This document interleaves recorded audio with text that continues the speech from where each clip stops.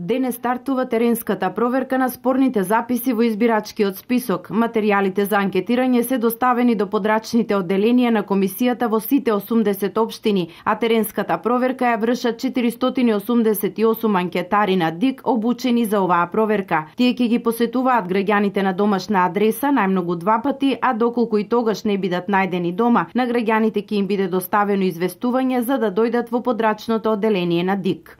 Врз основа на тие вкрстани проверки, вкупно 89.838 граѓани излегоа како резултат на вкрстените проверки дека има некој неконзистентен запис во однос на нивните податоци. И сега тие 89.838 се предмет на теренските проверки.